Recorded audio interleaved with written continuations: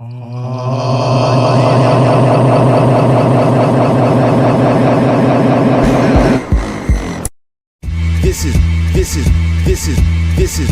is Rec Room Sports. Olympians carrying the torch, going where they don't go. We ain't lost. From the optics to the topics, we got this with synopsis. Think outside the boxes like Jay on the mic or your boy K Witt. Joe is my coach, T Sweat on the mix. All sports, even if you catch fish like Nate Diaz catches fists. You need to catch this episode, it's a can't miss. We go live and you should subscribe and X's and O's. We made our plan, yo. Oh, wait a minute. Freddie and Harry, I apologize, y'all. We just got to cut in for a little while. Once again, it's another Thursday, y'all. We are live and direct right here at the Anajar and Levine Studios. It's your boy, K, with your mama's #1 draft pick. And this is the Rec Room Sports Show. Now, I don't know if you've been living under a rock, but every other Thursday, just about, we've been coming to you live and bringing to you a way of sports commentary, sports news that we are familiar with because it's for the people, because we live for the people. And of course, man, I couldn't do this by myself. So I got the gang with me, man. I might as well go ahead and bring them up. I got my boys in the building. We got Jay, the MIC. Jay, what it do? Yo, the Grinch stole my March Madness, man. So let's just get on with it, bro. Oh, okay.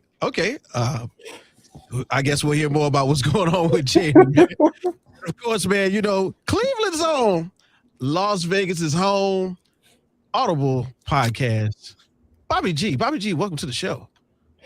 I'm living just enough for the city. Yeah. Hey, okay. I'm good. I'm feeling good. The Grinch is still nothing for me. I stole from the Grinch. Y'all heard that reference, right? That's a New Jack City. In the New Jack City. Y'all don't know about that, man. Anyway, man, this is what we're gonna do for about 2 hours, man. We got your straight connection to NCAA March Madness opening day right here in America. I can't believe it. Baseball is back in full effect, and I even got a little announcement because tomorrow the opening day will happening for the defending AAA champion, Jacksonville Jumbo Shrimp. That's right. The Shrimp will welcome the Rochester Wings to town. The first pitch starts at 7:05. You can hear all of the action, starting with the pregame right here at 6:50 on ESPN 690. So make sure you are tuned in and ready to go. So speaking of going, we might as well go ahead and get into it, guys, man. We got a couple of headlines we got to hit up. And it's wild because I feel like just last week we were bringing up some fire because March Madness started. But out of nowhere, we got to do it all over again. So real quick, we got to make sure you can find us on Twitter and X. That's at Rec Room Sports. On IG, that's _ Rec Room Sports. On TikTok is also at Rec Room Sports Hub. And then YouTube, that's THEE Rec Room Sports Hub. Man, shout out to all my Uber drivers, all my delivery people out there, you know, risking their life on $2.95 to bring you your food and take you to work. Anyway, let's go ahead and get into the headlines, folks. So, crazy story. University of North Carolina Tar Heels fired Coach Hubert Davis. Say what? What, man? That's how we gonna start. I'm sorry.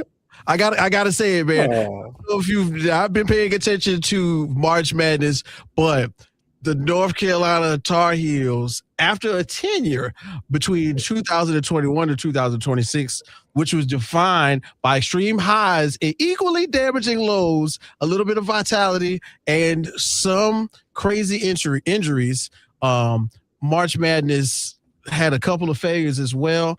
This ultimately led to the firing of Coach Hubert Davis. And if I'm not mistaken, he won just about 70% of his games. 154-52 is his record.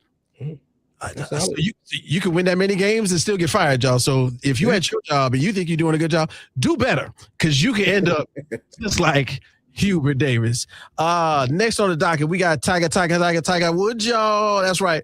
Tiger Woods had not played competitively since 2024, but the alluring, the elusive Tiger going through the jungle was live and direct at the TGL Championship, following what would have been a bit of a harrowing surgery or two, because of course Tiger Woods has been recovering from Achilles and back surgeries. Y'all know ever since a long time ago. And, Tiger Woods been recovering from life.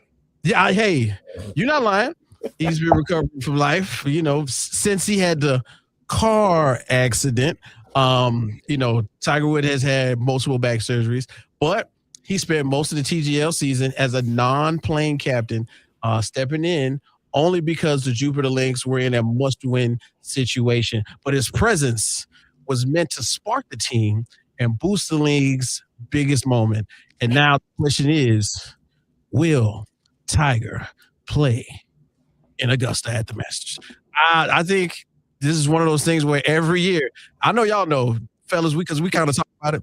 Every year, we like, is Tiger going to play at the Masters?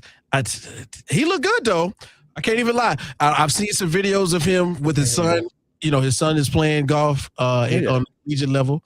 I think that's a really big deal. So big shouts out to all the fathers out there who are, helping their son through their sports, and even daughters, especially daughters, through their, career, as their amateurs. So Tiger's out there leading the youth as we speak.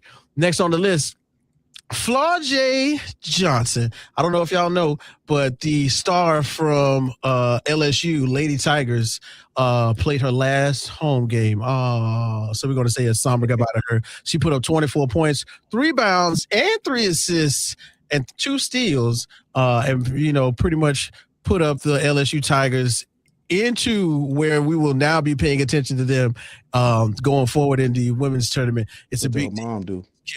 I say what now? What did her mom do? Oh, Say she playing too, right? I mean, if you listen to her, mom's like you playing too. About to say, never mind. I'm sorry.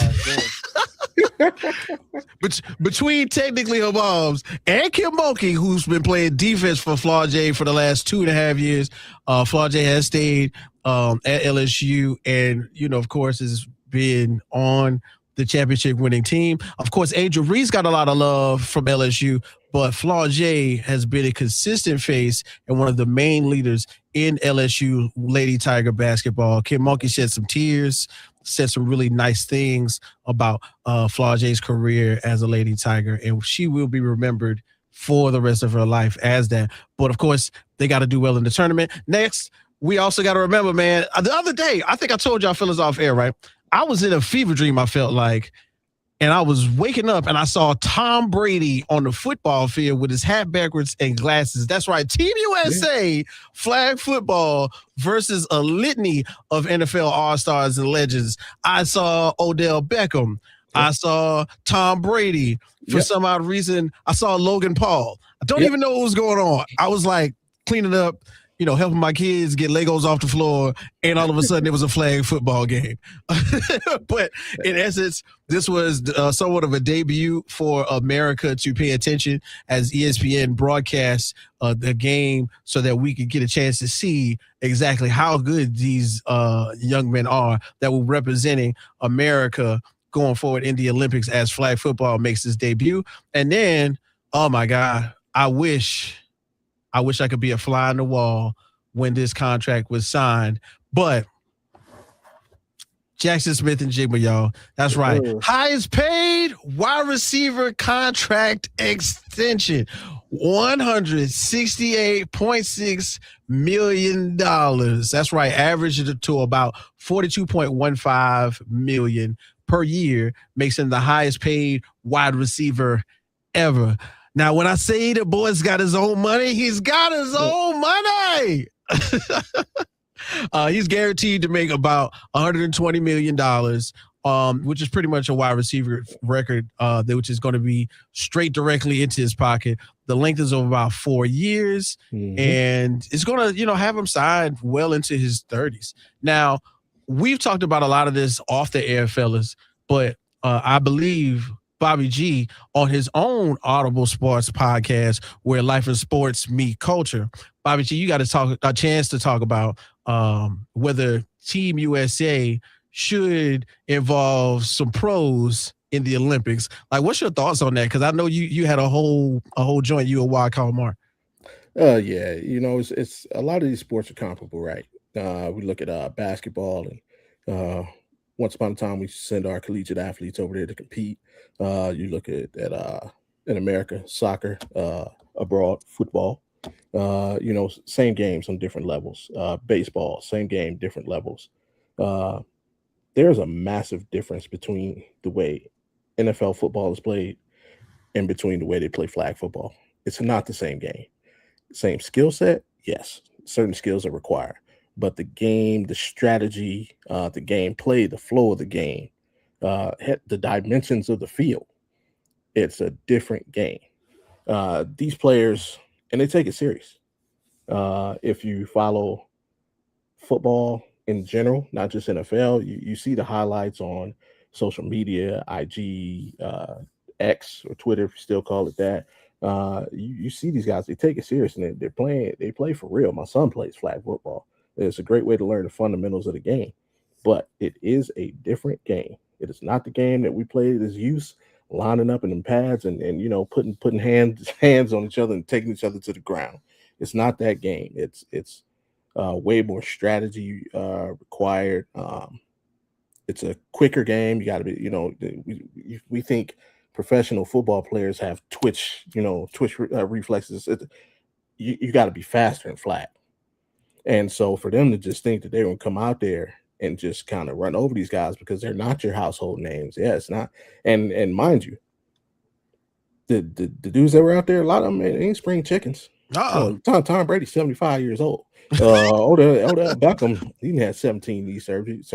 I just thought they were going to go out there and these guys would go, oh, it's Odell Beckham. Oh, it's Dak Prescott. Nah, they coming out there to get you, and they put it on you. 49-16. Ooh. 39-14. 24-14 in the championship, and that's just because they took it easy on you because they knew they could dog walk you. Like, let's let these dudes have it.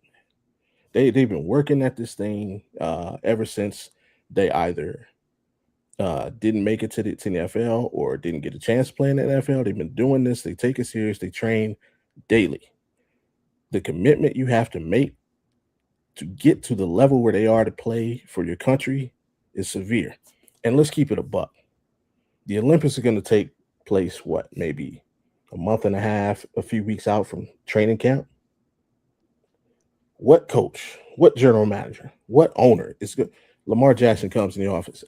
Hey, coach, I want to go try this flag football thing. I know training camp's a couple of weeks away, and I know you just gave me $400 million, but I'd like to represent no, it's not going down like that. You tell me. Going down. We saw what almost happened to Joe Burrow. I know every single Cincinnatian held their breath when they saw him twist in the air and come to the ground on bro. So no, these dudes are masters at it. They mastered their craft. They showed it by beating down the best in the world. Let them have it, man. Let them go. Let them go. Let them do their thing. Let them go get their goal. Let them get their recognition. For sure. I couldn't have said it better, man. When I saw that young man slide on his knee to avoid getting his flag taken and then get up and still be at a high rate of speed, I said, yeah, God. Flag football different. Tom Brady went out there. Y'all know Tom Brady was at the barbershop, right? Tom Brady was out there. Yeah. Tom Brady, 175 years old. Yeah. He told me that himself. And then, of course, Jay, my guy, Jackson Smith and Jigba's record-setting contract extension. This has got to be one of the things on our radar that we have to bring up. I mean, you got to look at it. Everybody thought the Seahawks were crazy for letting that Super Bowl MVP loose, letting them walk. I want to say he signed for chump change anywhere, but they were not willing to give him that money regardless. And we see why. It kind of is sort of a stab back to the story from a couple years ago when they were trying to say that the running back was being undervalued. It's still going on. There's a big example for you right there. Okay, go ahead. Win the Super Bowl MVP. We ain't keeping you. We got to sign JSN. We got to sign this man that's out here catching everything. You know what I'm saying? Because that's an extension of, the craziest thing is a great running game is an extension of a good quarterback. It's the best friend, right? And I guess right now it's the best friend is being able to pretty much keep a guy that can snag a one-hander. You know what I mean? And so it is what it is, man. That's a lot of bread. The thing that worries me, but not at the same time, because I am a Commanders fan.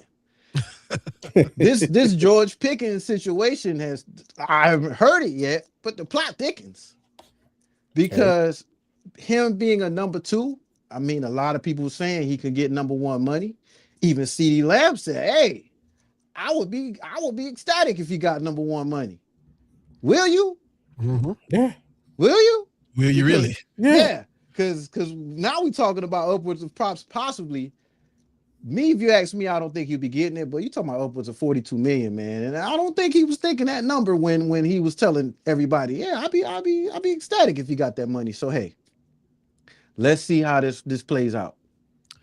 Most definitely, man. We got to see how it plays out. But while we seeing how it plays out, let me make sure that you know, man, real quick, if you haven't heard me tell you yet, then let me tell you right now. Pull up to Unique Trends and Styles Barbershop at 266 Blandon Boulevard, Suite 8A in Orange Park. That's right next to City Thrift, where every cut is customized and every texture is welcome. Now, I know you're hearing my voice. You think you can't go, but you can. I promise you. If you need locks, wigs, they've got professional loctician in the building. Miss Sheree, I see you. Kids can come and chill in the play area. Grown folks can vibe in the game room, and everybody leaves looking sharp. Unique Trends and Styles. Enter a customer, return his family. And with that, we're going to hit our first break. We got to pay some bills, folks. Once again, thanks for tuning in. It's the Rec Room Sports Show right here in the Anajar and Levine Studios on ESPN 690. Lego.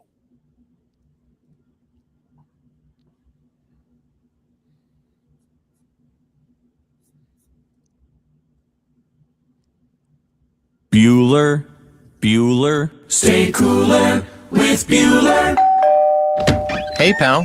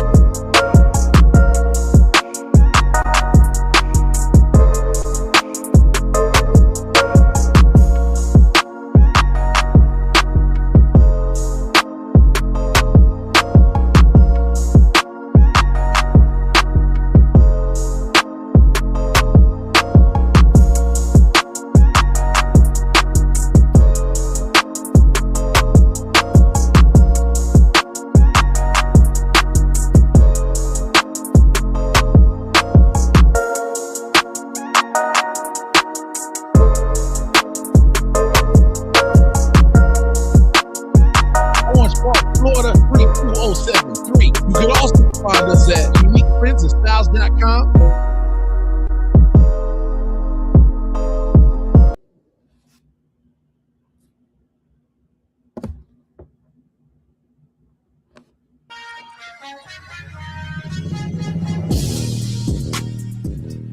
Yeah, that's right.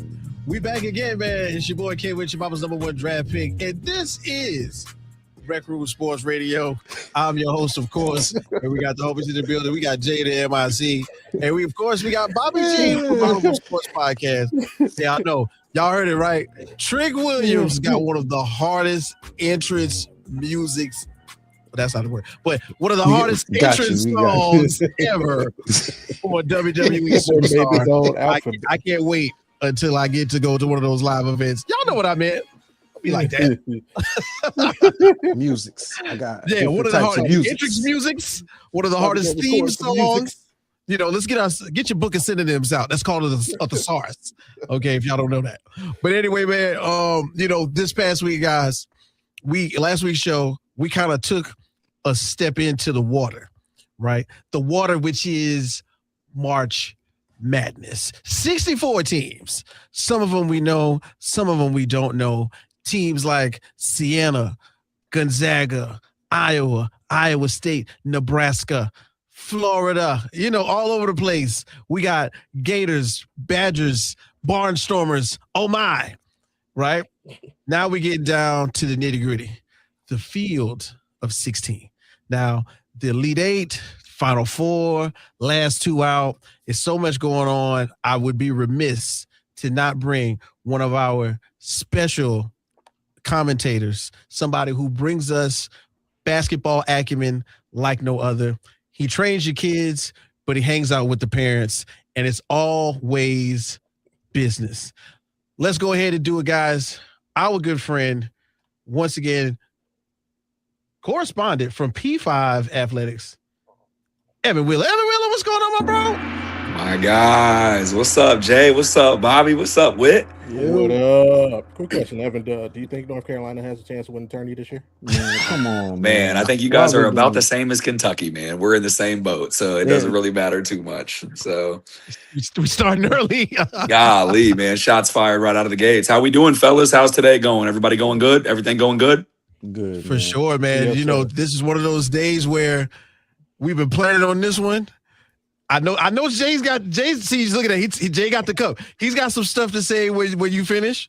But bro, this is it right here. This is your stage, bro. Take us into your world. Yes, Let us know what you're thinking when it comes to March Madness.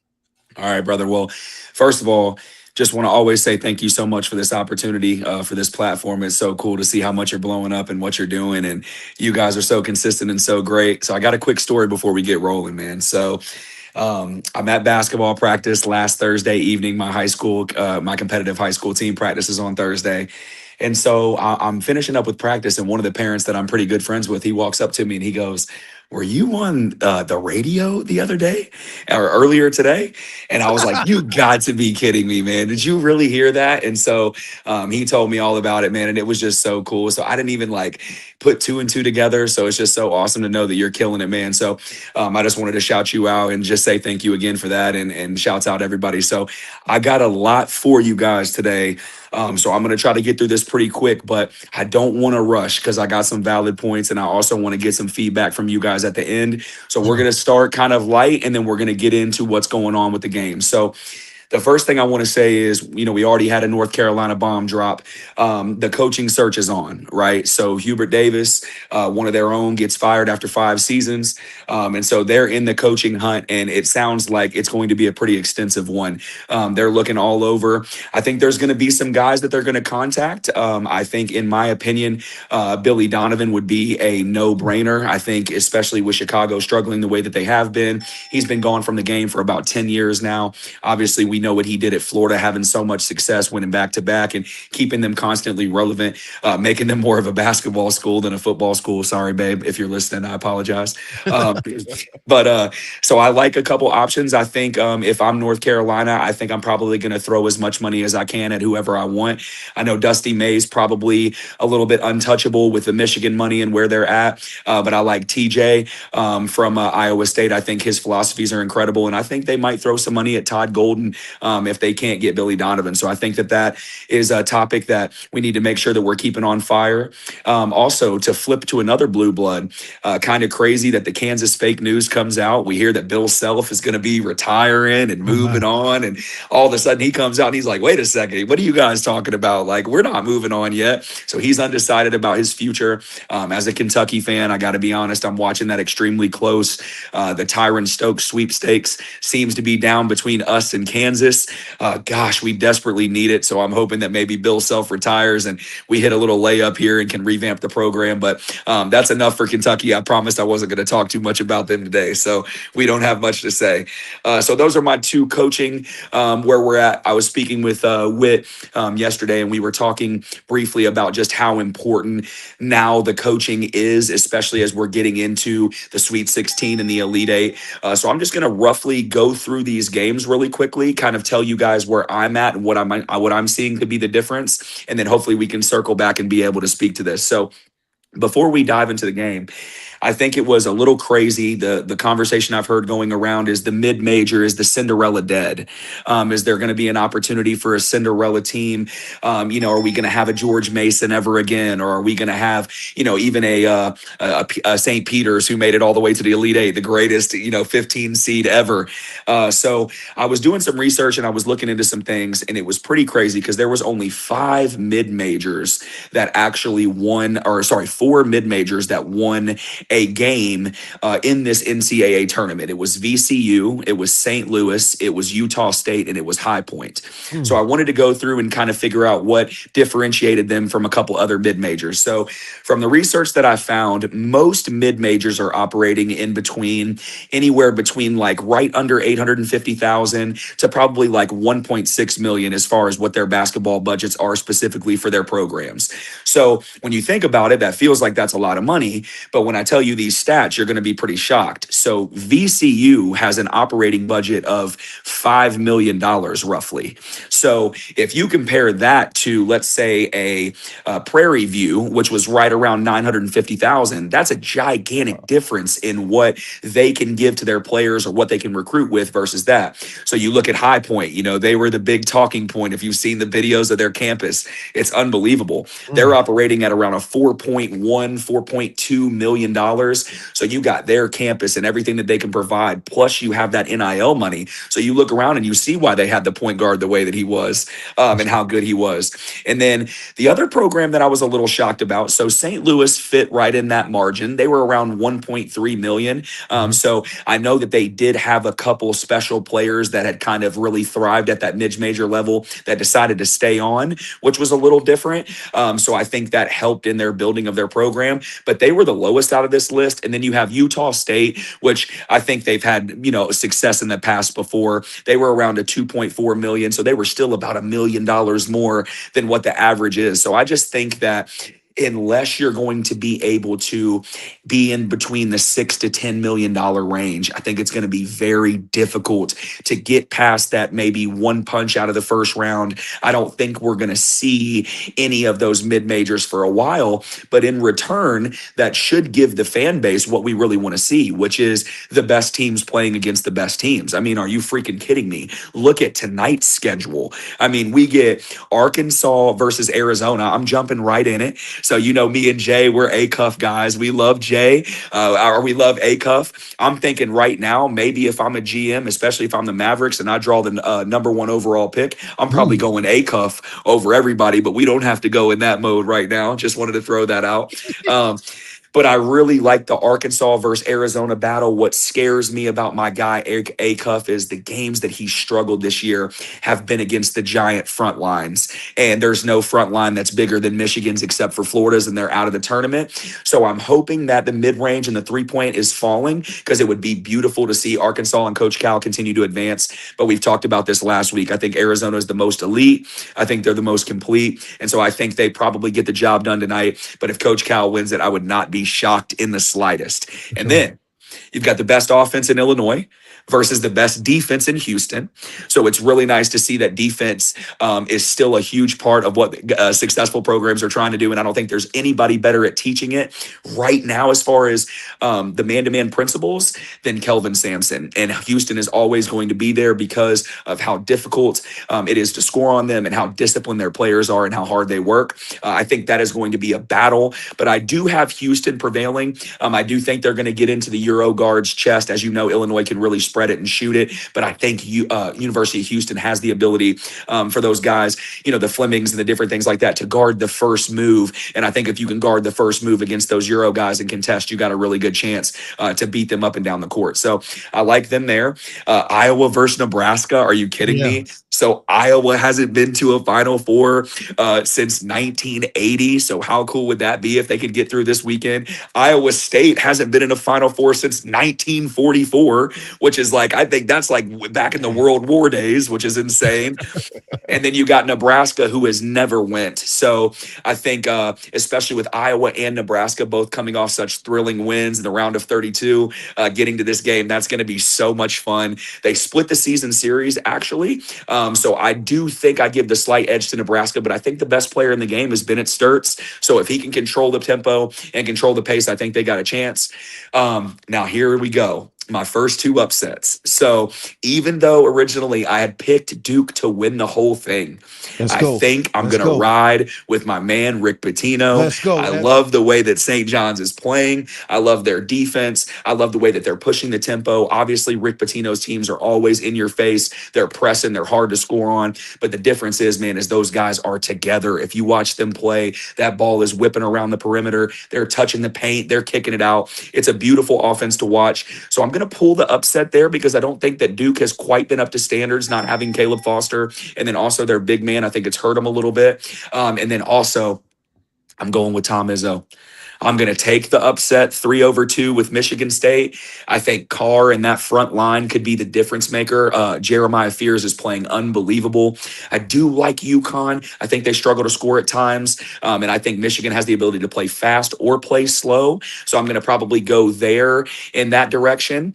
And then a couple of the crazy games, Purdue versus Texas. That's a pretty crazy, never thought we would be there.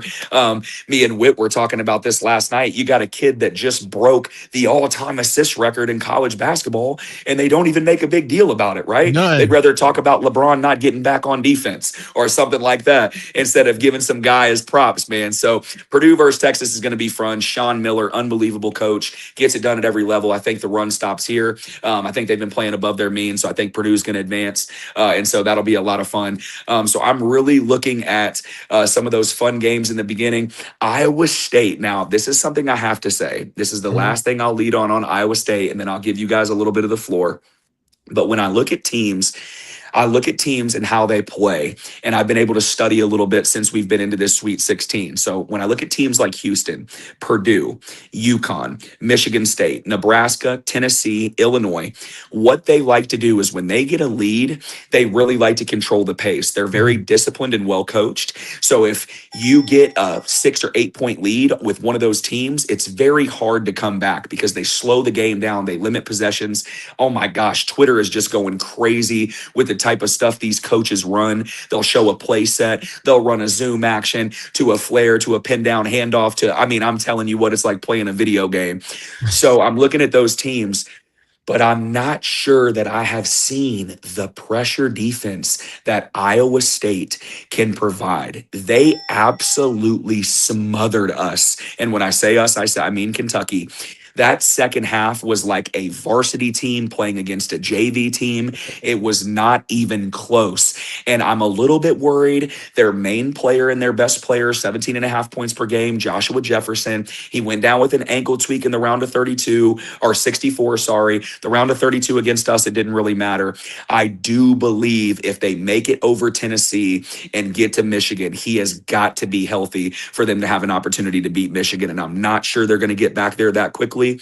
They do have the best three-point shooter in the country with their big man, their center, who's unbelievable, Milosevic or whatever. I just butchered his name. I had it, but I lost it off the tip of my tongue. But he's unbelievable. You know, Con Kneppel led the college basketball in three-point percentage and three-point makes last year, flips it over as the rookie. He's going to be the rookie of the year probably. This kid has a chance, I think, to be a 15, 20 top pick.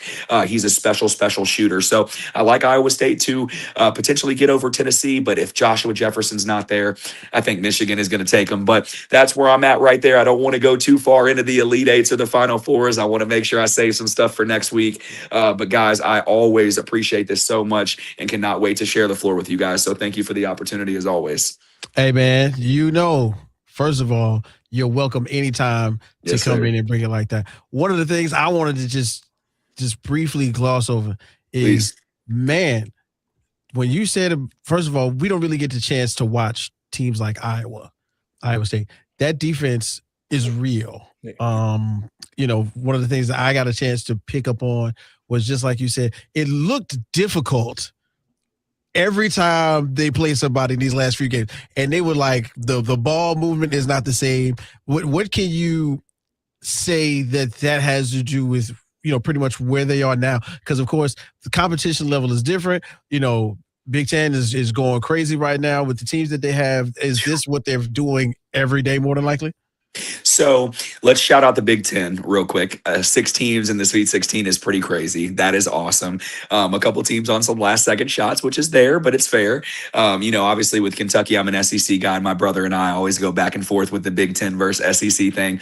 But here's what I'm going to say, Whit. As a coach also that loves to play that style of offense, my teams, whether it's my 12U, my 14U, my 16U, my 15U girls, it doesn't matter. We're 100% full court, man-to-man, full court press. We're not trapping or going crazy. I'm just making you sit in a stance and you got to play basketball the right way. Every level plays man-to-man for the most part, and so I think that Iowa State, I think Coach TJ has his guys completely bought in. So I think that defense starts with effort and energy, of course, and a want to. So he has his guys 100% bought in, believing that their defense will lead to not only great shots and easy buckets, but it just wears you down. I mean, the mental strength that you have to have, that every time you inbound the ball, you're having to look to make an easy pass or a difficult pass because they're not an easy pass difficult because that's how difficult they're making it. I mean, you go to take the ball out and there's a 7-footer in your face jumping around. Then the 2 guards that are trying to break open in your press, they're getting face guarded. So it's like every single thing, whether it's a baseline out of bounds, a sideline out of bounds, whether we're coming out of timeout, even the tip off. I mean, my goodness, from the second that the ball was opposite of them. Don't give it all to him. Gosh, I'm sorry, brother. Go to a quick break, guys. Of course, remember, once again, you need trends and styles. Make sure you pull up on them. We are doing it for them right now. Okay, 266 Blandon Boulevard, Suite 8A. Come in a customer, return as family. We're about to go to break. We got to pay a couple of bills. We're going to have Evan back after the break. We got some things to talk about. Jay, I see you over there. I know you're ready. Let's do it, guys. Is the folks from RecRoomSports, we back in just a minute.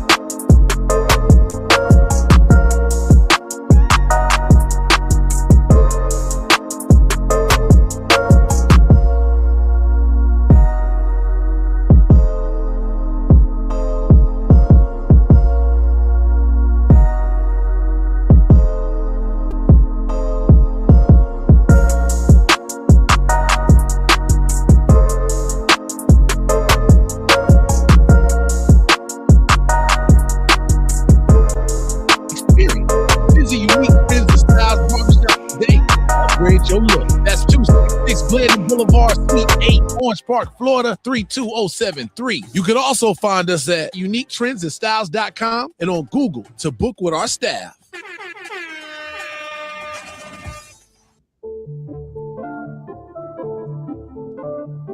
Yes, sir. Yes, sir. It's the boys from the Rec Room Sports Radio Show. Of course, you know me, man. It's your boy K. Witcham. I was number one draft pick. We got Jada MIC. We got Bobby G. And look at this beautiful artwork right here. Oh, my God. That is why you should join us on YouTube. That's at THEE Rec Room Sports Hub so that you can see what we look like. This wonderful picture that I got Bobby G got up here of them. They even got the smile right, man. That's what I'm talking about. Big shout. Can't hear you, fellas.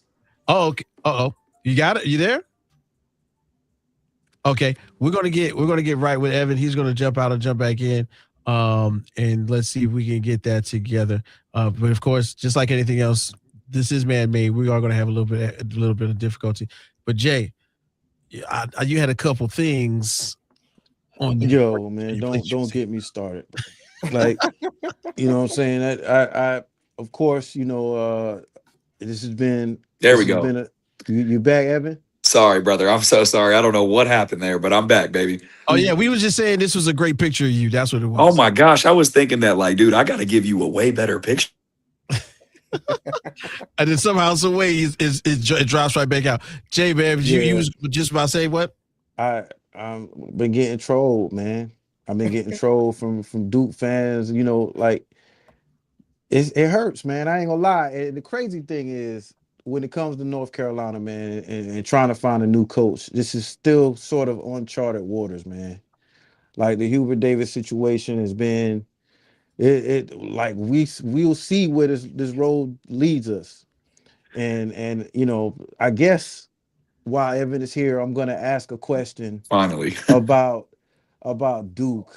Oh gosh. But you already mentioned, you taking Pitino. Of course, I'm with Pitino right now as well, right? Yes, sir. But let's just I'm gonna throw a scenario at you. Ejiofor has 3 fouls in the first half. Do you see St. John still pulling that upset? It would be much more difficult. I would say that 100%. But you know what? I don't know. There's such a balanced team that I think that they'll have a chance regardless. But it just depends, man, because at the end of the day, as much as you want to say that the head coach and I want to take the best coach, John Shire's right up there with him. And also they have the best player on the floor. I mean, Cam Boozer is unbelievable. And if he has one of those games where he just dominates from start to finish, then it'll be tough for St. John's. But I do like the pressure. I mean, I saw a game a couple weeks ago where the pressure was so tight on Duke's guards that Cam started bringing the ball up the court the whole second half and was running the point guard position. So if he can do that, it's going to be difficult for anybody to beat them. But I just like the way St. John's is playing. I just think that they're playing really, really well. And really quickly, thank you for the shout out on the picture, my brother, because I was just thinking to myself, I got to get you a better picture than that because that AI thing is fire. So I want it to look great. But I loved it, man. I thought it was super dope.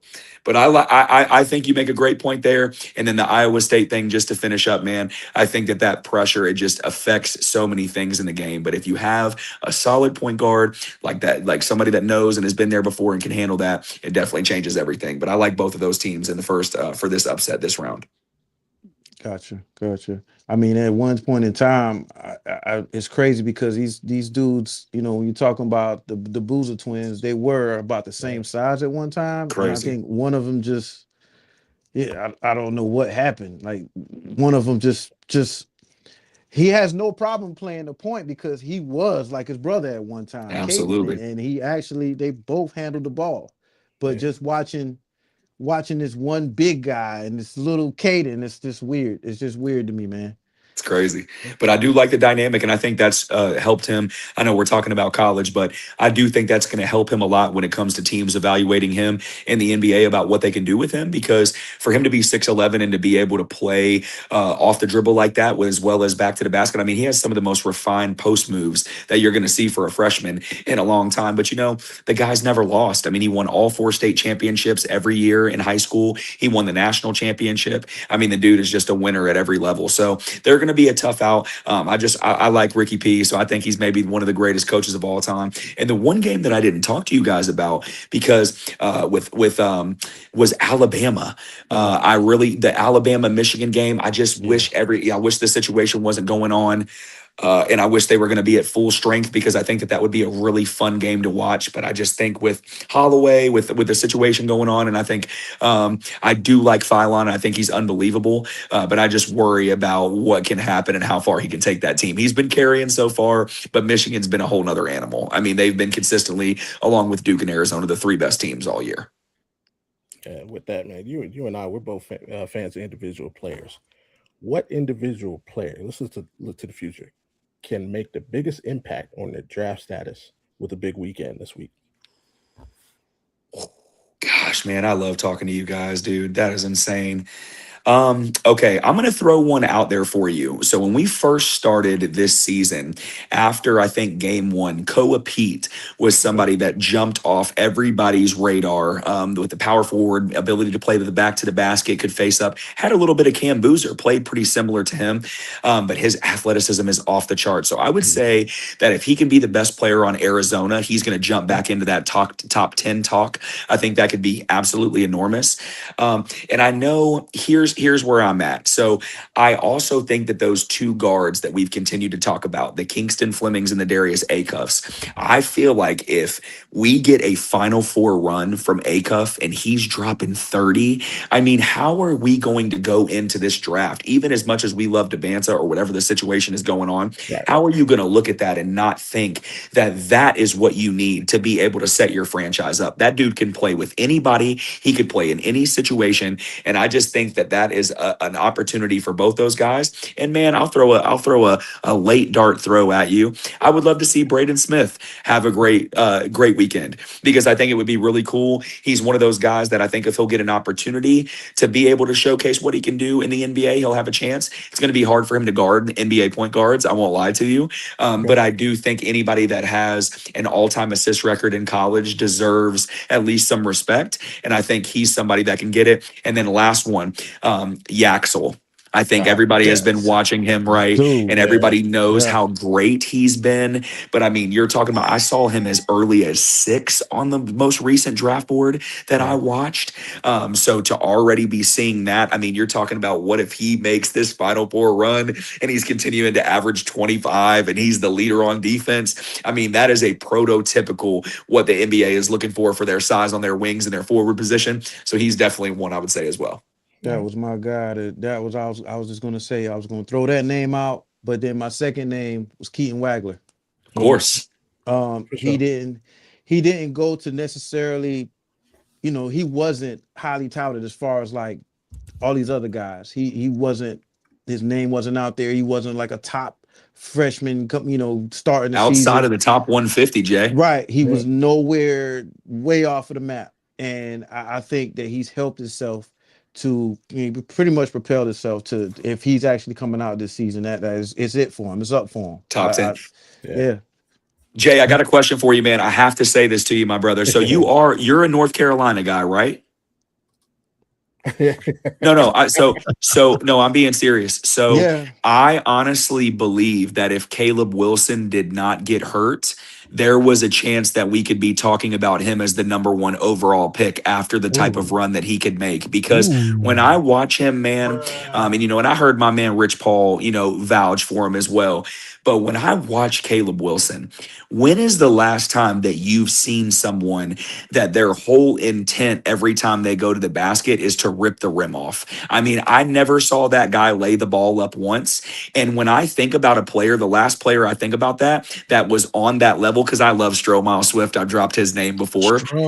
But Amari Stoudemire is who he reminds me of, even with a better, more skilled package. It's like a Chris Bosh, Amari Stoudemire mix with the way that he plays. But I just wanted to shout him out because it really sucks that out of all the freshmen, he was not one that was able to showcase what he could do on this platform. Because I think that with the way that North Carolina was playing, trying to save Hubert Davis's job, job because I don't think that he's a bad coach. I think that he's a good coach. I just think that North Carolina is like Kentucky. And it's like when we're not winning every year or we're in the championship every year, we demand that. So it's very difficult to kind of play for that. But that's one guy that I think when we're talking about the NBA draft in a couple months, we're going to say, wow, dude, this kid went higher than we thought, and he might have a chance to be the freaking rookie of the year. Man, you know what? As I somewhat think about this really quickly, guys, because we got to get to the top of the hour real fast. Everybody can get on this one. Nebraska, Cinderella or no?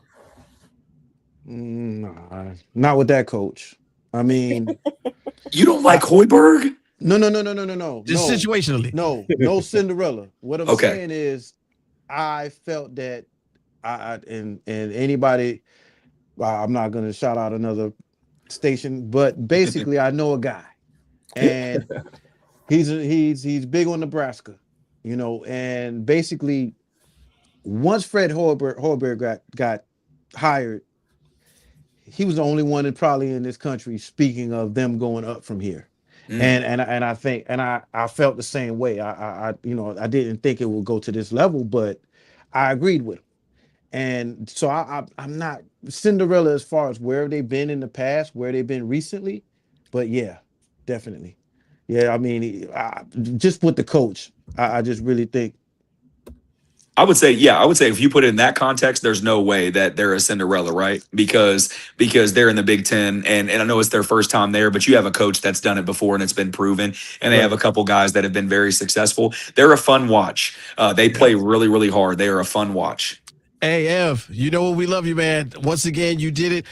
P5 Athletics on Evan Wheeler, ladies and gentlemen. Make sure you tune in each and every week. We're going to have more basketball acumen, more NCAA talk. Jay, Bobby G, it's the top of the hour. So make sure you tune in. Right after that, we got some bets to talk about. We got Uncle Scott in the building talking about opening day. And we got my man Bodkins. Once again, Evan, thank you for joining us. It's the I'll see y'all tomorrow, fellas. That's right. Oh, don't forget, In the Hoop. Tune in.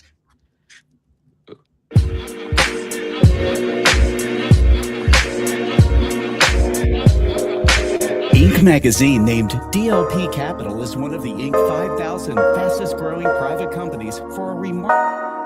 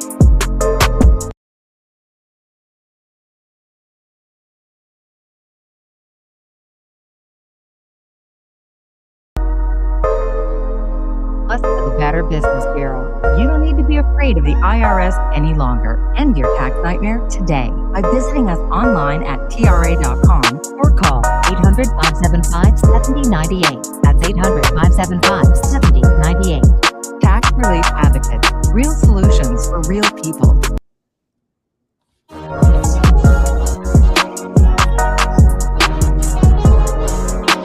That's right. Hope y'all listening. That's right, boy. It's the boys from the Rec Room Sports Show.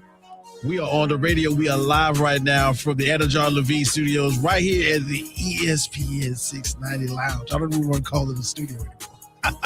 But anyway, man, we got your boy JDMIC. We got Bobby G in the building. And, every once in a while, we love to bring you those key bets from our guys from Lock It In, from our favorite show. Over the weekends, you can catch my guy, Tan-Man, that's right, Tanner Dawson, Scott Cove, and AP Allen Perales right here on the Rec Room Sports Hub. And they got a couple bets to lay down because, of course, with opening day comes some opening day money. So coming live right now from somewhere in the man cave in Kansas, we got to get it up for my boy, Tanner Dawson. Tanner Dawson, what it do? What's up, guys?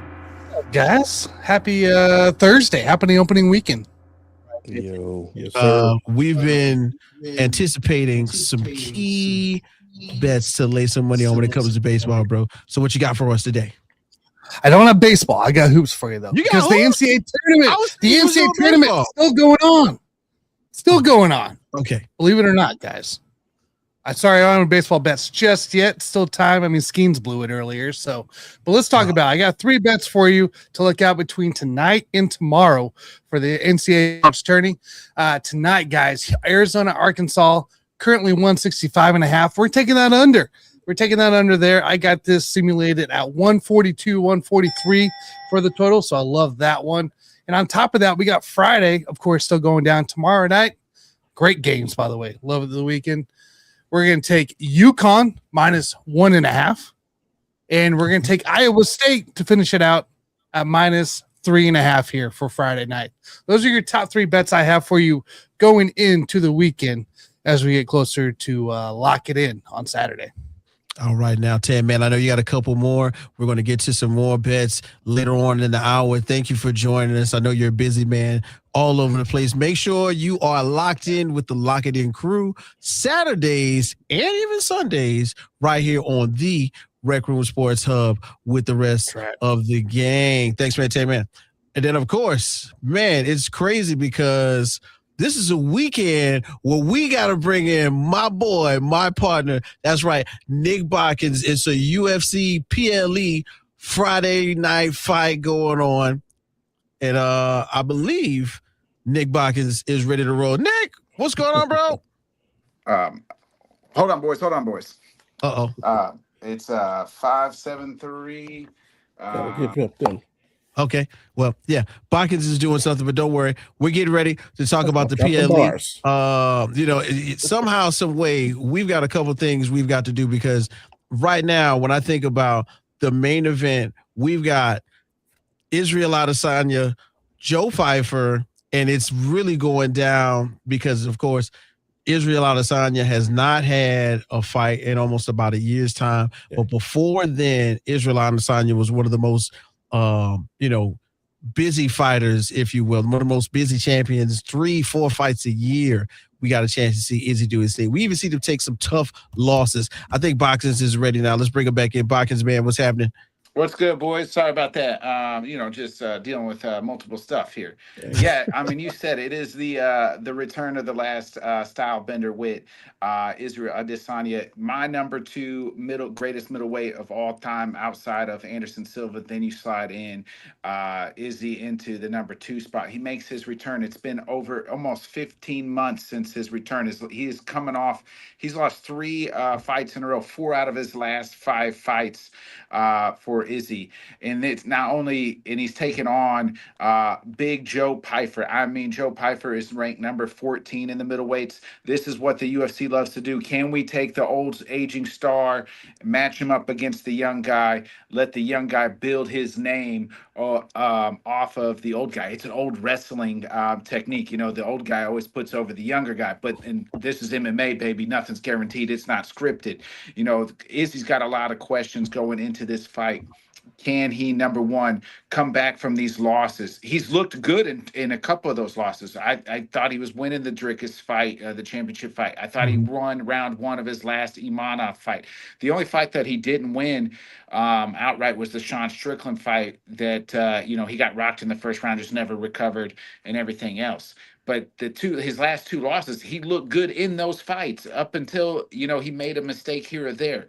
And here's the thing, you can't not make a mistake against Joe Pyfer because he will put your lights out. For sure. This is a man who has knockout power, can wrestle as well. He's well-rounded, young, hungry. So can Izzy answer? Can he turn back the clock? You mentioned it. Wait, this is a man who held down the UFC during the pandemic era. He was fighting almost every 3 to 4 months. Was that too much? Was it too much terror at the time? And now he cannot, recover as fast as he used to. This card has so many great storylines led by Izzy. I personally actually think Joe Pyfer gets it done.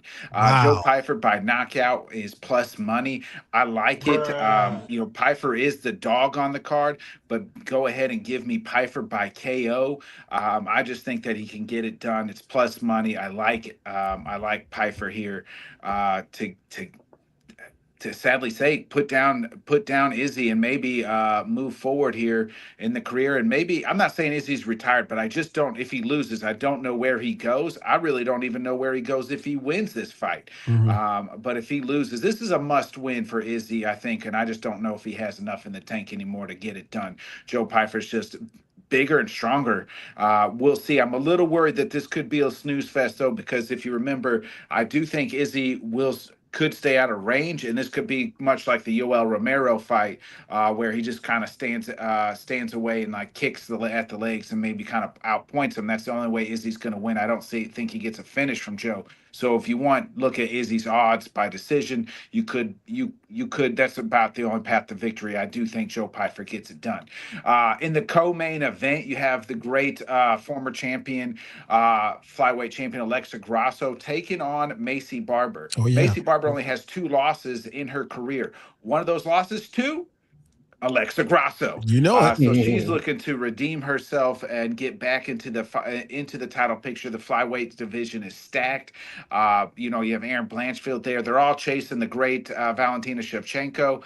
But Macy wins this one. That would put her right, kind of in line maybe for a title shot next. So big stakes in the co-main event. Alexa Grasso coming off some losses here. She's lost her last 2, lost the title to Chevy, lost the last fight to Silva. Can she regain her form to try to insert herself back into the title scene? We'll see. I actually like Macy to get it done by decision. It also on this card, you got Michael Chiesa versus Nico Price, 2 veterans. Michael Chiesa has said he's going to put down the gloves on Saturday night, fighting in his hometown of Seattle as well. So, Michael Chiesa has been around and done all the things. So adios, enjoy retirement, Michael Chiesa. Boys, tune in to the very first fight on this main card, and it's none other than Terrence McKinney versus Kyle Nelson. This fight won't last long. Terrence McKinney never gets out of the first round. He's either getting knocked out in the first round or he's knocking somebody out in the first round. So bet the under, boys, because it's not going to last long, and don't blink. Now, McKinney has said he's changed some things and he's prepared to go the full 15 minutes. I call BS. Have you ever played the game as a kid where you know somebody's lying and you say BS? Yeah, we're calling BS on Terrence McKinney. It's going under. It's going under. Bet the under. The undercard's got some nice fights as well. Chase Hooper versus Lance Gibson Jr. Chase coming off a loss. Ignacio Bahamondes also is the main event prelim. coming off a loss, but before that was on a 3-fight winning streak, was knocking folks out. He is one to watch. Do think he's a guy on the rise as well. So nice little card here for Seattle. Obviously the main event, big storyline is Israel Adesanya coming back. Where will he, what will, if he wins this fight, what does he do? But more importantly, if he loses, where does he go from here would be the big question mark. For sure. And I'm right there with you. As you guys know, you can catch Botkins and our guy, Bobby B, the other Bobby, on Head Kicks and Haymakers on Wednesday nights on Botkins' channel. Check this out. Israel Adesanya coming back to the ring, representing himself in a manner in which we haven't seen in, like you said, 15 months. This is crazy to me because we were so used to seeing him in and out of the octagon constantly. And even in the losses, I think he's been showing flashes of himself. As I look on one of my favorite websites, Tapology right now, Tapology has 4,222 people voted to say that Izzy wins by decision. But everybody else, just about all 30% of the other people are saying Joe Pyfer wins by knockout. And it's wild to me, bro, because, Nasruddin Imavov, it hurt to watch it happen. Drickus, that was another one. 3 in a row. Sean Strickland by decision, unanimous decision. What type of mental space do you have to be in to come back from those losses as a former champion? And this is where I think not even a former champion. This is like, he's a great, you know what I mean? Like he's on the Mount Rushmore of middleweights. It's between, having the adversity put in front of him and now facing a guy like Joe Pyfer, who, if you ask me, Magomedov, I watched that one a couple months ago. That was a good fight. Kelvin Gastelum, by decision. I like Gastelum, but he did take advantage of him. He did. And Barrial, I think me and you were talking about that one of those days. Joe Pyfer has been putting on bodies on his resume. And just like you said, the UFC likes to put the older fighter with the younger fighter to raise him up. Just like you said, putting him over in wrestling is a big thing. So this is one of those moments for us here at Rec Room where we got to go, hey, look, what's going to happen? Who's going to do it? And where are we going from here? Bobby G, as you got a chance to check this out, where are you standing when it comes to at least the main event on the card? I'm excited to see Izzy. Like I said, it's been a while, and he's coming off the losses. But what do they say about society? We love to see people fall, to see them rise again. But I'll throw one back at you. Even though him winning could be an upset, if he pulls off that upset, could we see him surprise everybody and leave the gloves in the middle of the ring?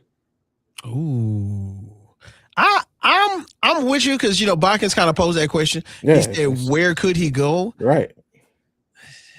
This is what I was going to say, and this could be scary. There are other companies. Let's say, there are. There you go. There are other promotions that are paying fighters right now.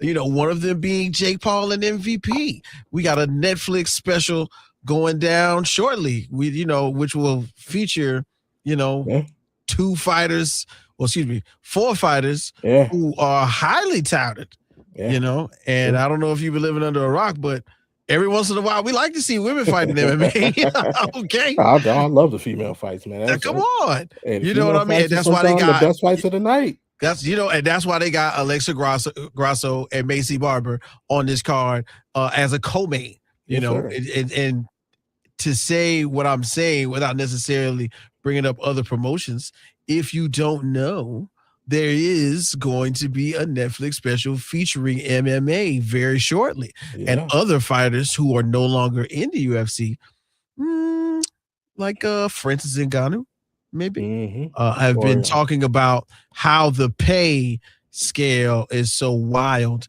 and it should be different for fighters, especially champion fighters like maybe in Israel Adesanya, maybe there is a window of opportunity for them to say, hey, UFC, let's slide him over to this promotion. But Dana White hates Jake Paul, hates Logan Paul. He hates Paul Masson. I don't think Dana White likes any Paul. Shout out to the makers of Paul Masson. That is a delicious beverage. Man, all people who make money in an area hate people who slide into, come into their lane and try and get the bag as well. So I get it. I don't think it's personal. I can see it happen. I think you're right. I can see it happen.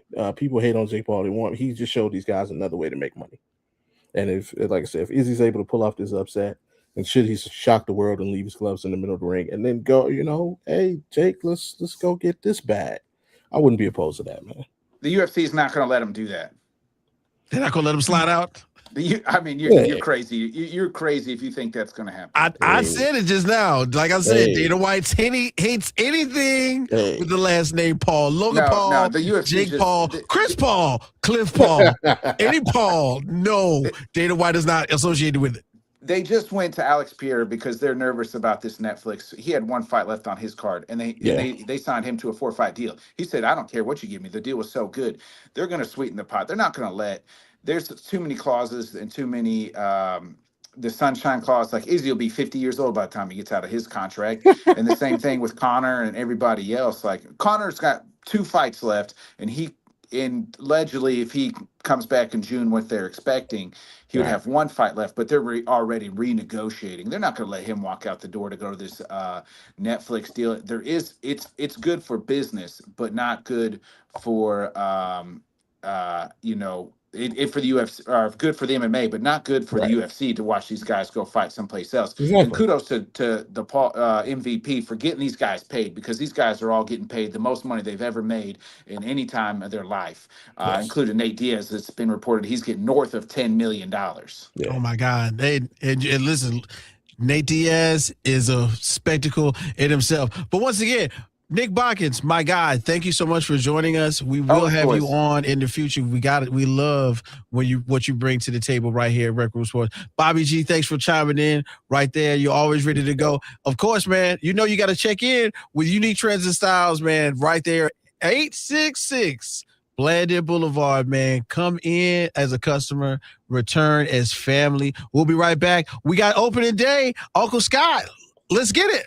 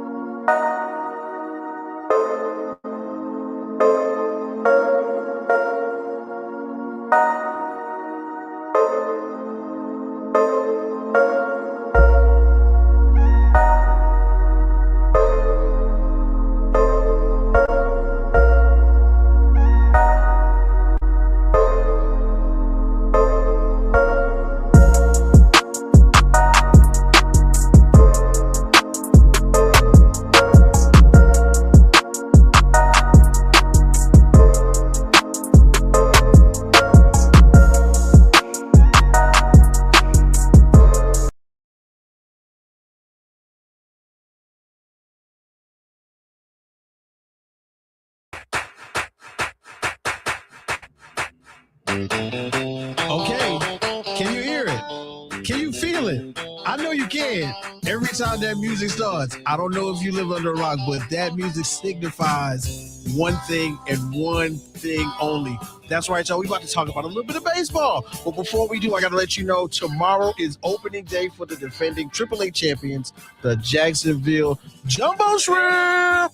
That's right. The Shrimp welcomed the Rochester Red Wings to the town of Duval. That's right. First pitch at 7:05. You can hear all the action starting with the pregame show right here at 6:50 on ESPN 690. Now, fellas, I don't know if y'all been to a ballpark. Okay. When y'all come visit the town, we going to a Jumbo Shrimp game. I don't know who we got. I don't know who we got to ask or whose palm we got degrees. But we going to a Jumbo Shrimp game because, from what I understand, at the end of last time I was out there, I wasn't even at the game. I'm out there walking downtown. I almost got blown up by fireworks. Okay, my car was parked right by the barricade, and the guy was like, "How did you park here?" I was like, "Bro, my car been here for 4 hours. How did you not see this?" But fireworks got to go, bro. Whether the car's there or not. Could have made ESPN, bro. I could have like that. But anyway, speaking of fireworks and baseball, I would be remiss to not think about the guys from the baseball show, which airs right here on the Rec Room Sports Hub. The homies, that's right, Uncle Scott and AP are ready to talk about opening day. Fellas, welcome to the show. What's up? What's up, everyone? Hello. Yeah, Uncle Scott, and I got AP Allen Perales, man. So, Allen, Scott, last night, you guys were online going through a litany of things, and I got a chance to watch it for about 45 minutes because, of course, Daddy had to make spaghetti last night. Anyway, but right when it was happening, I know you guys were getting into it. Big shouts out to Jonathan Grishman, who is also a member of the team as we talk baseball. Opening day is a big thing in and around the area here in Duval and, of course, across the country, maybe even across the world, as we got a chance to talk about the WBC last week. Where are we now as we've seen Skeens and others take the mound? First of all, I hate the Yankees. As a Boston guy, we should have knew that. Today was not Paul Skeen's best day after the World Baseball Classic. His defense let him down. They didn't do him any favors today. So I think you write it off to just, bad start. Team wasn't ready to play. He got pulled after 2/3 of an inning, so it was not a great start for him. The two guys that were front and center in the World Baseball Classic, Logan Webb and Paul Skeens, both struggled in their first start after the World Baseball Classic. So I don't know if that's going to pretend to any other players or pitchers, but I would keep an eye on that just to see how long it takes them to readjust to the regular season. So I like to start off by saying a quote from the late Pete Rose. Opening day is just Christmas Day, but warmer. It is essentially what today is for a lot of baseball fans, for a lot of sports fans in general. It is essentially Christmas Day because this is one of the greatest times of the year. It is day 1 of 162. The marathon has begun. So, I mean, as you say, the marathon has begun. I was listening last night. You guys had multiple lists, an AL top 5 and an NL top 5, of course. Respectfully, give us a couple of those teams we should be looking out for in both the American League and the National League as the season begins to warm up, because we know baseball is a marathon. It is not a sprint. So there are some teams who are ready to go now, and there are some teams, they're going to take a little while. So looking at the American League, I can essentially break this up to a team in each division. Out in the AL Central, I would say the Kansas City Royals are a team to keep an eye on. I think they've definitely improved their lineup for sure. They got Jonathan India inbound last year. Salvador Perez coming off a really good World Baseball Classic. And I know he's the wily veteran of the group, but he could still go out there and make some plays. Bobby Witt Jr., of course, is one of the best players in baseball today, and could potentially challenge for the AL MVP this year potentially. So out west, it's kind of a biased pick for me, but the Texas Rangers. Last year they had the best ERA in baseball, and now you add to that with a guy like Mackenzie Gore coming over from Washington. We'll see what Jack Leiter can do in year 2 in his full stint, and what Kumar Rocker does in his first full year in the big league. So if they can get some offensive production and stay healthy, the Rangers are going to be a threat in the American League West, I think, for sure. And then the final team here in the American League that I'll talk about is kind of another homer pick, but for another guy on this panel, and that's the Boston Red Sox. Nobody's really talking about the Red Sox in the media or in other venues. It's usually like Yankees talk, or are the Blue Jays have the potential to repeat. I think the Red Sox, top to bottom, may have the best roster in the American League East. They definitely have the best outfield out of the bunch. Like three to five guys that they can rotate and have great success with on any given day. So, and then of course Garrett Crochet, I think, could potentially be in that AL Cy Young conversation as well. So, Red Sox are going to be not just a sleeper team in the division, but potentially a sleeper World Series team this year. Scott, you got the other side of the world. I do. So I'll take the National League. I have 3 teams and 1 in each division. Team to beat in the National League, of course, is the Dodgers. I mean, people are gonna say during the season, is this the time they struggle? No, they're just disinterested in the regular season. They wait for September, October baseball to come, and then they turn it on. So the Dodgers are the team to beat in the National League. I mean, by far. And I know we'll touch on them in a few minutes. The team that I'm very concerned about is the Mets. I think, yes, their top 3, their top 4 in their lineup is pretty good with Bichette, Lindor, Soto. That's pretty good, but the bottom of the lineup I don't think is good. And their pitching staff, Freddie Peralta today, 4 runs in 5 innings. I know it's the first start, but you got to keep a track of this. New York is a different animal to play in sports. It's a media capital, and you're going to get swallowed up by the media whole if you don't perform like you should. And the team that I'm going to say to watch is the Cincinnati Reds. They're playing my Red Sox today. It's 0-0 in the 6th inning.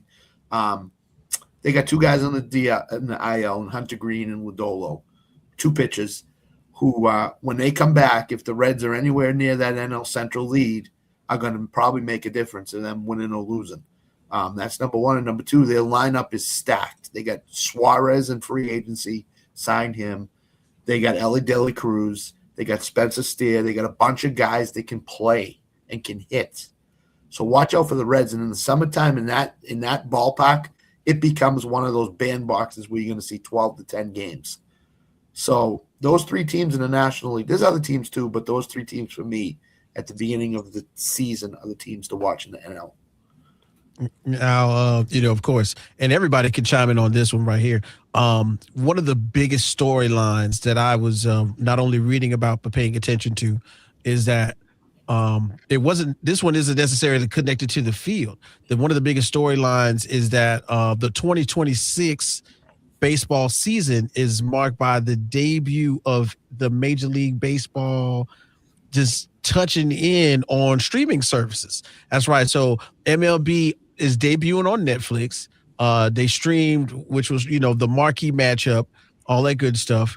And then now Apple TV, Peacock, Fox Sports, Lions, Tigers, Bears, oh my, everybody who is not necessarily connected to the regular cable services are getting in on Major League Baseball. And I got this pretty much for everybody. Is this going to affect viewership? Because I don't have Apple TV, or I may not know somebody with a Netflix login, or, I might not like Fox broadcasts because of, political reasons, which I don't care about. But the main thing is this going to diminish baseball viewership? Are we going to see less baseball watching, or is it going to actually empower people who are more connected to phones, tablets, and the internet? What do you guys think about that? It's going to diminish the 50s, 60s, and 70-year-olds. Excuse me.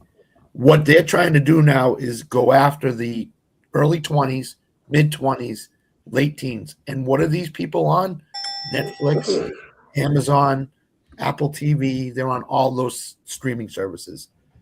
Baseball's trying to make money just like football, just like other sports. So this is the way for them to make money is have Netflix and Amazon pay so much money to get them on their services. And as we've seen, Netflix is now diving headfirst into the sports scene. And so I think this is the way to get to the 19, 20, 25-year-old fans in the game. But for $19.99, you can catch Braves Vision. Hey, it is what it is. We watch, as a Braves fan, we pretty much watched my team. They had it pretty much their own dedicated channel, which was TBS.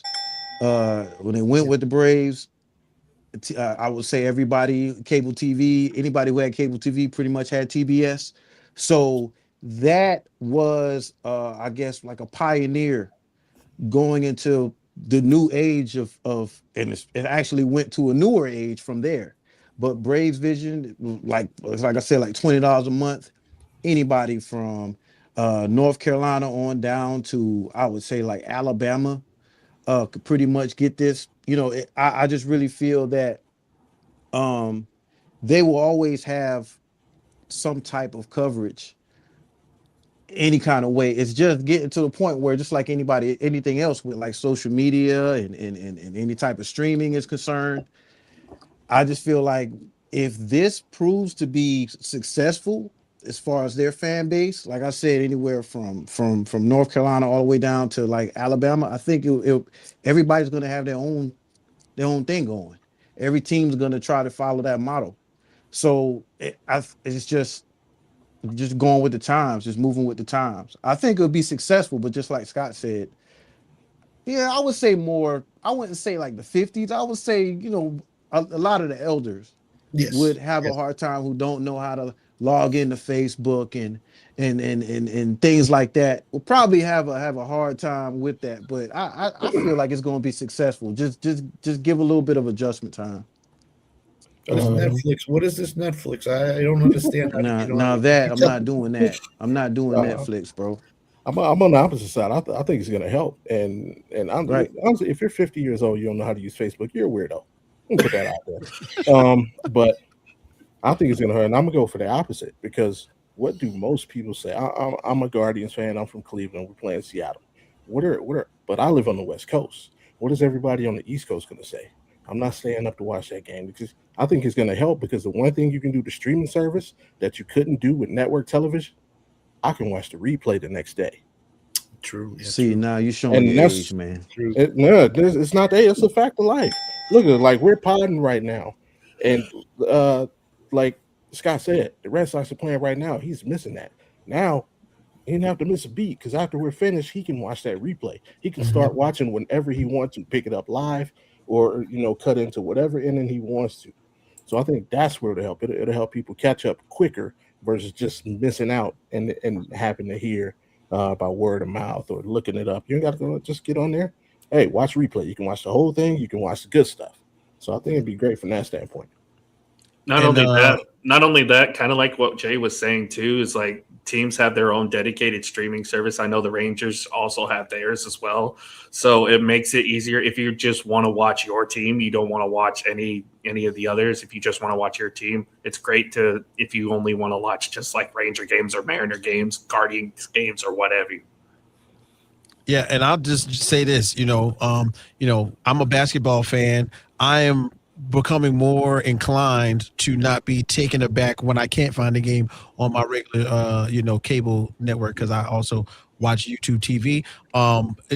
But Peacock has some bang up broadcasts.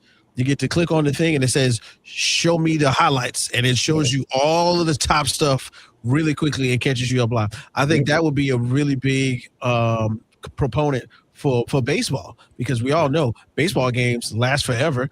You could just see the 5 or 6 runs or some of the big outs that happen, and then catch up to the live broadcast. So, maybe, and I said this earlier to everybody, gone are the days when you could come home and it's, 3-4 o'clock in the afternoon and WGN has the White Sox on and you didn't even know the baseball game was on. Or just like Jay mentioned, gone are the days of TBS, just having, the Braves on mid-afternoon on a Saturday. You had no clue. But something else I want to bring up really quickly before we get into one of these breaks is, guys, we are on the verge of the setup for a dynasty. Is it time now to see what happens with the Dodgers, or just we gotta let this whole season play out? Because one more and we gotta give it to them, right? I think they're already a dynasty, to be honest with you. 2 World Series in a row in this day and age is not easily done. I don't care how much money they spend in the offseason. I don't care what they do. It's not easily done in baseball right now to win 2 World Series in a row. If they win 3 in a row, they're more than a dynasty. They're just like the juggernaut, the monster in baseball. Unfortunately, we're probably going into work stoppage next year, which will derail this a little bit. But I think they're already a dynasty, to be honest with you. They have no interest in the regular season. They want to wait till the playoffs. So they might go 97 and 60 in the regular season. And everybody be like, oh, Dodgers are struggling. No, they're not. They're just not interested in playing. They're waiting for the playoffs. So they're already a dynasty to me. Yeah. And to your point, Scott, anything can happen once baseball gets winding down, especially in September and October. That same Dodgers team won over 100 games in 2023 and got bounced in the wild card round by the Arizona Diamondbacks. So that just proves that anything can happen depending on who the hotter team is going into the postseason. So, yeah, I mean, we're essentially in the era where it's like it's the Dodgers or bust at this point. And I agree with you too, Scott, on the fact that it is super hard to win 3 in a row, that many people consider 2 in a row as kind of like a dynasty light in a way. So, and yeah, the Dodgers are stacked. So I would consider it a dynasty too. Yeah, you have to. It was the last repeat champion was the Yankees in 2000. Yeah. So, and that was on their 3-peat. And then in the 2020s, they've already got 3 out of 5. They're working on a 4th. So yeah, it's a dynasty. And they're gonna get it. Let's face it. This MLB season is just the LA Dodgers Invitational. Let's keep it up. Man, you say that, and then a team like the White Sox will end up winning it for some reason. Yeah, put that evil on us, Ricky Bobby. Hey, I've been calling it, man. White Sox on the come up, man. Grishman doesn't like to hear that, though. That's true. He does not. He does not. He loves the A's this year. He's totally on the A's this year. They don't got a stadium. What? They have talent, though. Under They're a construction. young team in waiting. They're ready. They're ready. So Now, just like you said, Scott, this is the last thing we're gonna run it like these markets. These big name markets are spending money. The LA Dodgers are spending money. What can some of these smaller teams do? Or are we just under the thumb of larger markets? I'm talking to Marlins. I'm talking to Mariners. They are not in the place where the market shares are equal. And I know baseball doesn't have a cap. Oh, we're going to a lockout. Yeah, I know, but that's because everybody doesn't get the same money, So for the smaller market teams, are we in that phase of, hey, look, I'm sorry, build it from the farm? Or are we somewhere getting close to everybody's got to figure out a way to spend money the right way? Here comes a lockout. I'm sorry, we're under the Dodgers and the Mets and the Yankees and Tom. Those teams know how to spend the money. They have the resources. They have the money. They have their own TV networks. They can go out and spend whatever they have to get these guys. I'm sorry to the Marlins. I'm sorry to the White Sox. I'm sorry to these teams. You're under the big guys' thumbs right now. Hey, the Braves spend money too, man. You know what I'm saying? We just thought that 25 acres would be more important than starting pitching. You know what I'm saying? We want everybody to come and hang out, man. That's what we're thinking about right now. Everybody come and hang out, have fun in the area. That's what we're about right now. Really quick, even the Yankees didn't spend a ton of money this offseason. They didn't. So they're on one of those, we're not spending a lot of money right now. But so some of these lesser teams too, like Tampa Bay, know how to get around that too. With the fact that we've seen the Rays make World Series runs in the past with not a lot of cap space. So, and the Rangers were the last team before the Dodgers to win a World Series, and their cap isn't that big as either. So it is possible. It's just hard to do with all these, like you said, with these big markets shelling out all this millions and millions of dollars. Well, Alan, you know what's not hard to do? Making an appointment at Unique Trends and Styles Barbershop. That's right. Located at 266 Blanded Boulevard, Suite 8A in Orange Park. That's right. They cut all textures of hair. Just because you hear me and you think you can't go to that barbershop, you can. I promise you. So big shouts out to all the barbers in the building, all the staff. We appreciate you. Miss Sheree doing the hair, doing the locks, and the wigs. And don't forget, you can bring your whole family. There's a kids' play area and even the game room that you can kick it in while you wait. Unique Trends and Styles. Enter a customer, return his family. Thank you so much, Scott. Thank you so much, Alan. We'll be right back. We're going to get ready to do our thing. I think Bobby got his knife ready. That's right. Another Slice of Life is on the way. It's the Rec Room Sports Radio Show right here on ESPN 690. I wonder why.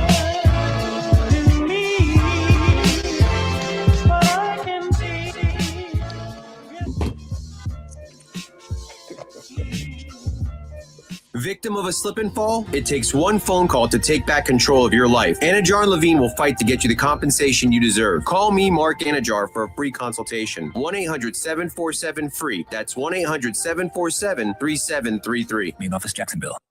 I'm Clayton Bromberg, the president of Underwoods. And a question we often hear is how does a local store like Underwood stay viable against national or international competition? And we have a simple answer. At Underwoods, we've never wanted to be the biggest. What we've always tried to be is the best. If you take this approach, there's some things that come to mind immediately, like fine quality merchandise bought by our experts and high levels of service delivered by a staff of professionals that are helpful and know what they're doing. Then there's some things you don't really think about, like the finer a gemstone, the more rare it is. And these gems are not mass-produced or repeatable because they were made by God millions of years ago. So they don't always fit into the big multi-store national merchandising schemes. At Underwoods, we buy these finer, rare gems and create jewelry pieces that'll become the heirlooms of tomorrow. These kind of pieces are available right now at Underwoods in San Marco, Avondale, or the shops of Ponte Vedra. Talk about stepping up. Bang! Bang! It's time to level up your game. Introducing the all-new ESPN app. All of ESPN, all in one place. Your home for the most live sports and the best championship moments. The electricity is palpable. Step up your game with no annual contract required. It's the ultimate fan experience. Level up for more on the ESPN app or at stream.espn.com. Sign up now. I'm Boomer Esiason. My mom died from cancer. She was only 37 years old. She didn't have life insurance, and that was devastating for my family. That's why having life insurance is so important to me. Ethos makes it fast and easy. Get a quote in seconds, apply in minutes, and get same-day coverage. You can get up to $3 million in coverage with no medical exam. Get your free quote at ethos.com/play. That's ethos.com/play. Paid spokesperson. Time spent on application may vary. Online health questions required. What if your instincts could pay off?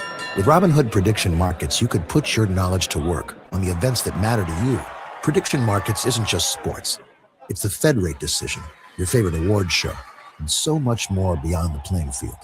Trade events with Robinhood. Visit Robinhood.com/predict.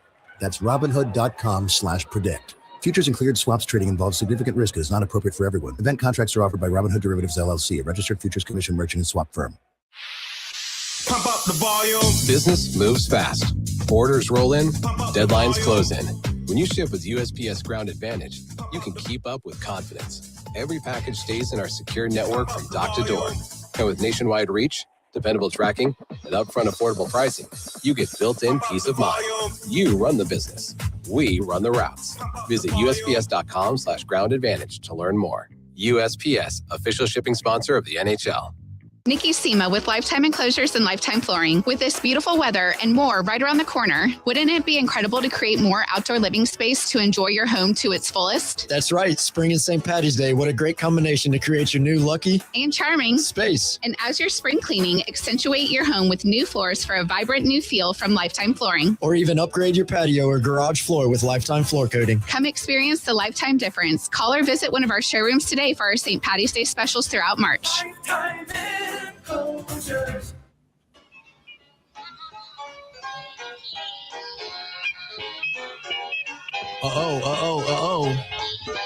Once again, it's the boys for the Rec Room Sports Hub. We are live into the building right here in the Anajar and Levine Studios.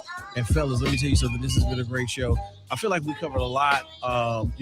Coaching in the NCAA tournament is about to make its way to the forefront. I think that's a really big deal. We didn't really get a chance to talk about it. Jay knows all about coaching. I'm not trying to make a joke, Jay. I'm not making a joke. Of course. Ted, man, you stuck around. You got a couple more bets. Just go ahead and get them all for you, boy. Yeah, here we go. 2 more for tonight, guys. We're getting close to 1 here, but we're going to go Nebraska minus 1.5. Don't tell Botkins, ladies and gentlemen. Don't tell Botkins. Nebraska minus 1.5, and then Houston minus 2.5 for tonight. I like those bets there. And then 1 more for tomorrow. We're going to do an under. Alabama, Michigan, under 172.5. I got that currently projected at 141.5. So that is a under spread or under total I will take all day. But that's what I got for you this weekend. Hey, man. Tam, man, you did an awesome job. Thanks again. We can't wait to check you out with the rest of the guys on the Lock It In Sports crew Saturdays around 10:30 Eastern time. It might be a little earlier this Saturday. I got a birthday party for my daughter, so we'll figure it out. Oh, yeah. We'll be on. Hey, we'll give you You sending us cake? We getting cake in the mail? Lots of it, baby. Lots of it. So. All right, guys. Thanks again, Tam, man. See you. Peace out. Oh, man. So much going on with this whole last couple minutes where we got a chance to say something. Jay, I believe you had some interesting thoughts that you didn't get a chance to put out there from earlier. I mean, man, everybody's getting in their jokes. You know what I mean? Bill Self, I mean, he's not promised to be there. He may be, he's lied in the past, man. I'm just saying. Bill Self is the type of dude, he said, I want to be the first. I want to shock everybody. I don't want anybody to call my shot. I'm just saying, I'm just tired of the Duke fans. I'm tired of it all, man. I got a fun fact, though, man. I got a fun fact for you Duke fans out there. Uh-oh. All right. So, do you know how many NBA championship rings have been handed out to Duke players? How many, bro? I'm just saying, like, when we talk about Duke players, you had 1 handed out in 75 from a Duke alum, right? 1. 75. We have 1 in Boston. Okay. We have 1 in Boston. True. Who's that? Jason Tatum. Okay, Jason Tatum. Exactly. Thank you, Scott. Thank you. So, basketball has been played for a very long time, y'all. So, between 1975 and 2003, we only had before 2003, it was 1. One guy. Now it's 2. No, hold on. But what I'm saying is the next NBA championship ring was handed out to one Danny Ferry in 2003 as a bench player for the Spurs. True. By that time, guess what? North Carolina Tar Heels had a total of 27 NBA championship rings. Dang. Where do we in this world do you get to praise mediocrity? Whoa. Where? So here we are. I'm just saying, man, as Duke fans, it's cool, kick us while we down. That's great, man. But it's insanity. It's total insanity. I just have one question. What's that? Why did you have to go I'm all just the saying, way to the professional ranks? You couldn't find a collegiate statistic that made it better. I mean, hey, dude, Even that, come on, man. So you go to play college basketball for what? Because you have to. For what? Why? Because there's a rule. You have to. Because you want to get paid. I mean, you want to get paid. You want to get paid. Hold on, wait, guys. You know what we have to do? We got to cut to Bobby G and the spice of life. Man, I don't want to hear this Duke talk, man. Tired of it, yo. Go ahead, cue the music. Oh man, I love it. I love it, man. And y'all know what it is, man. Cut in, and hopefully, everybody that paid attention last week took what I said to heart and used it going forward. Again, we do this to promote positive mental health. So if you don't remember the questions from last week, man, make sure you're checking in with your folks, man. Hey, what stresses have you been dealing with lately? How have you been dealing with those stressors?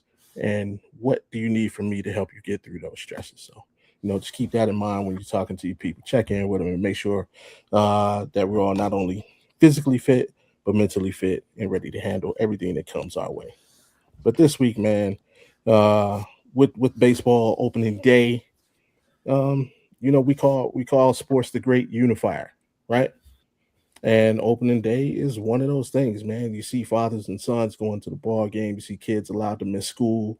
It really is Christmas, just but warmer. So I would say to all of us, man, take advantage of these times. There's lots going on. Weather's getting warmer. School's coming to an end. We got proms. We got graduations coming up. Just keep in mind the little things. Don't let these little moments pass. Don't take it for granted. Collect all the memories that you can, and celebrate not only yourselves, celebrate your loved ones. Celebrate being able to speak with one another on a daily basis.